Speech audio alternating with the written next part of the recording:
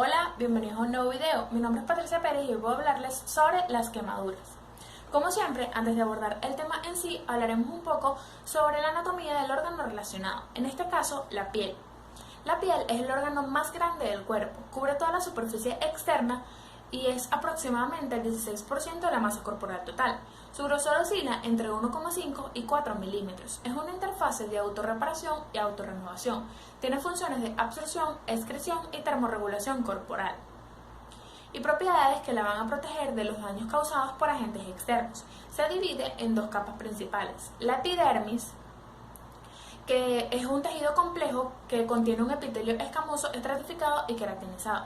Su grosor oscila entre 0,07 y 0,12 milímetros.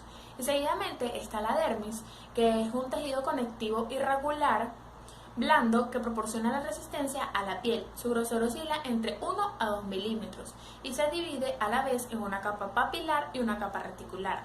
También se puede mencionar la hipodermis, pero esto es un tejido adiposo subcutáneo. La piel además tiene anexos cutáneos como las uñas, los pelos, que son estructuras queratinizadas filamentosas que se encuentran en toda la superficie corporal. En algunos casos no son evidentes. Los folículos pilosos, que son invaginaciones de la epidermis que contienen un pelo. Las glándulas sebáceas, que son acinos secretores de sebo, que van a drenar su secreción en un conducto común corto del canal capilar del folículo piloso. Y las glándulas apocrinas, que son glándulas grandes, clasificadas como un tipo de glándulas sudoríparas, y estas también drenan su secreción en el canal capilar del folículo piloso por encima del canal de las glándulas sebáceas. Ahora bien, ¿qué son las quemaduras? Las quemaduras son lesiones producidas por la exposición de los tejidos vivos a agentes físicos, químicos o biológicos.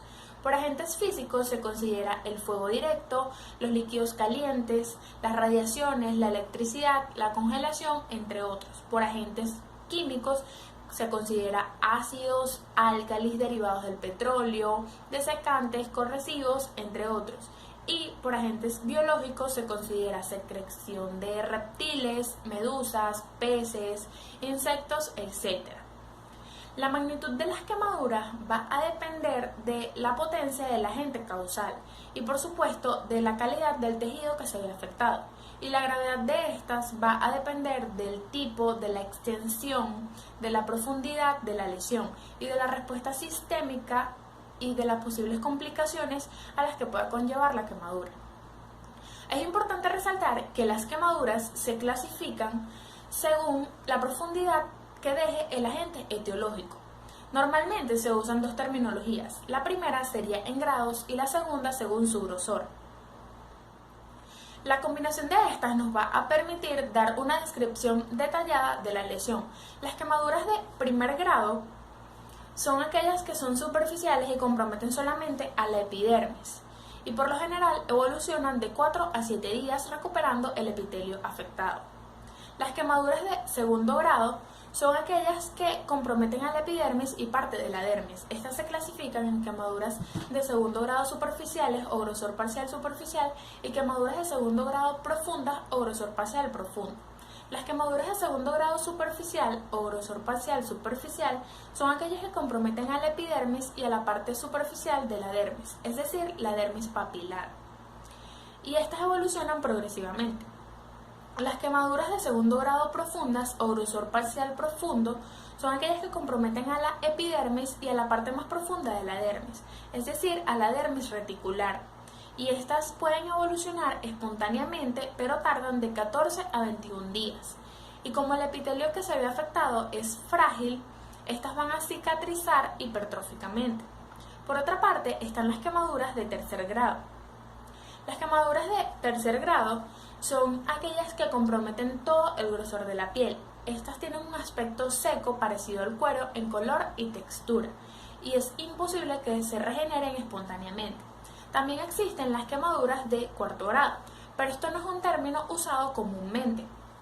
Estas quemaduras, además de comprometer la piel, comprometen tejidos subyacentes, tejidos subcutáneos, músculos y huesos. Es importante mencionar que en toda quemadura se van a observar tres zonas. La zona de necrosis o coagulación es la zona central de la quemadura, es decir, la que tiene contacto directo con el agente etiológico. Este agente etiológico va a producir una coagulación de proteínas y la necrosis del tejido, y es allí donde se produce la mayor destrucción celular. Seguidamente está la zona de éstasis. La zona de éstasis es la zona circunvecina a la zona central y con tratamiento evoluciona hacia el centro o hacia la zona de la necrosis. Y la zona de hiperemia es la zona más periférica de la quemadura, es decir, que es la que tiene menos profundidad y esta se epiteliza rápidamente. Debemos tener en cuenta que cuando se producen alteraciones en la piel, esto va a dejar secuelas tanto funcionales como estéticas. Cuando un tejido se quema, esto produce una destrucción celular asociada a la desnaturalización de proteínas. Y esto va a liberar mediadores de inflamación que van a producir vasodilatación, agregación plaquetaria, infiltración de leucocitos y edemas. Por todo lo antes mencionado, se puede alterar la microcirculación con respuesta sistémica inflamatoria y gran pérdida de fluidos, lo que va a ocasionar hipovolemia, hipermetabolismo, hipoxia, isquemia y acidosis. Si esto no se trata correctamente y a tiempo, esto puede llevar a una falla múltiple orgánica, el shock y finalmente a la muerte.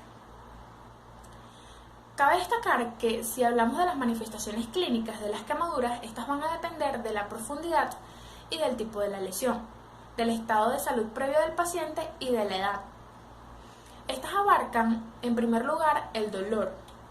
El dolor solo se manifiesta en quemaduras superficiales, porque los receptores nociceptivos están completamente conservados, mientras que en las quemaduras profundas no se aprecia el dolor intenso, porque estos receptores nociceptivos están completamente comprometidos en la lesión. También se puede observar eritema o enrojecimiento de la piel y esto se produce por hiperemia. Esto se ve solamente en quemaduras superficiales. Edemas, que también se ve en quemaduras superficiales y se produce por la salida del plasma al intersticio. Flictenas, que también se produce por la salida del plasma al intersticio, pero se separan las capas de la epidermis. Y eso se ve en quemaduras intermedias superficiales. La palidez es característica, pero esto se produce por una trombosis del plexo dérmico superficial y se ve en quemaduras intermedias profundas. Y la momificación, que se produce por una trombosis del plexo dérmico profundo, requiere intervención quirúrgica y se ve solo en quemaduras profundas. Cabe destacar que para diagnosticar una quemadura debemos tener en cuenta, en primer lugar, el mecanismo que la produjo, para poder tomar medidas especiales. En segundo lugar, la profundidad, y esto lo vamos a saber por la apariencia de la lesión. En tercer lugar, la extensión de la quemadura. Esto lo vamos a diagnosticar por la regla de los 9 de Pulaski y Tennyson, donde la cabeza y el cuello son 9%, el tórax anterior y posterior 18%, es decir, 9% cada uno, al igual que el abdomen anterior y posterior 18%, 9% cada uno, las extremidades superiores 18% y las extremidades inferiores 18%, los genitales 1%. También se puede usar la regla del 1%, donde las manos equivalen a 1%, incluyendo los dedos. La edad también la debemos tener en cuenta, ya que en los pacientes de 60 años y menores de 2 años se aumenta el riesgo de mortalidad. Y la gravedad de la quemadura se va a diagnosticar a través del índice de Garces en pacientes mayores de 20 años. En pacientes de 2 a 20 años se va a usar el índice de Garces modificado por Artigas y en pacientes menores de 2 años se va a usar el índice de Garces modificado por Artigas y por el consenso MinSal de 1999. Es importante mencionar que el tratamiento del paciente quemado consiste en asegurar una vía permeable, es decir, que tiene que tener control de la columna cervical. Se intuban si se sospecha de injuria respiratoria o de traumatismos cervicales. La ventilación debe ser vigilada, por lo que se administra oxígeno al 100%, especialmente en pacientes que son intoxicados por dióxido de carbono. La circulación también se debe vigilar, por lo que se establecen vías venosas periféricas de gran calibre, por donde se va a administrar volumen de fluidos isopónicos o sueros fisiológicos que esto se va a diagnosticar en las primeras horas por la fórmula de Parkland, que es 4 cc de Ringer lactato por el porciento de la superficie corporal quemada tipo AB más tipo B por el peso del paciente. También se debe evaluar el déficit neurológico y se debe examinar al paciente totalmente desnudo. Se administran analgésicos según sea la necesidad del paciente. No se usan antibióticos y se administra la profilaxis antitetánica. El tratamiento de la lesión en sí consiste en aseo quirúrgico eliminando todos los compuestos que puedan ocasionar alguna infección a la quemadura. Posteriormente se va a tapar con membranas semipermeables que va a proporcionar una protección térmica y eliminar la parte acuosa del exudado. Y finalmente se aplican vendajes que permitan su movilización o su inmovilización si es necesario. También se pueden aplicar medidas complementarias como una kinesioterapia o rehabilitación física y química.